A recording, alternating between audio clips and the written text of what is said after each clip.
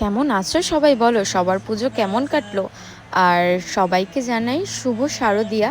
হ্যাঁ হ্যাঁ, জানি, জানাতে একটু দেরি হয়ে গেল, কারণ পুজোতে এত ঘুরেছি, এত মজা করেছি যে ভিডিও দেওয়ার একদমই সময় পাইনি।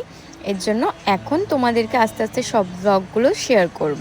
তো ফার্স্ট ডে আমরা চলে গেছিলাম, সপ্তমীর রাতে বেরিয়েছিলাম। তো সেদিন গিয়েছিলাম আমাদের আলিপুরদুয়ার জংশন ঘুরতে, কারণ জংশন হচ্ছে সেই ভিড় হয়, সেই মানে সেই ঘোরাই যায় না। আগের বার আমরা অষ্টমী কি নবমীর দিন গিয়েছিলাম, বাট ঢুকতে পারিনি একটা প্যান্ডেলেও, এতটা ভিড় ছিল।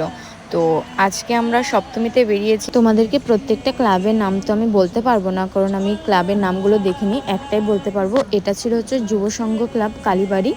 এখানে প্রত্যেক বছর দারুণ দারুণ প্যান্ডেল করে, দেখো ভেতরটা কতটা সুন্দর।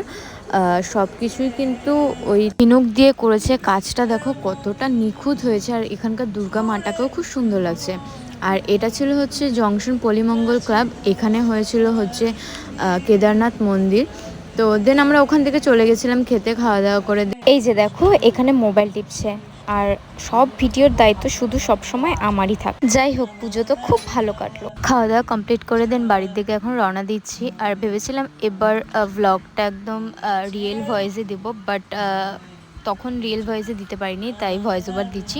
ভিডিওটা তোমাদের ভালো লাগলে অবশ্যই like, comment, share and subscribe করতে একদম বলবে না। টাটা।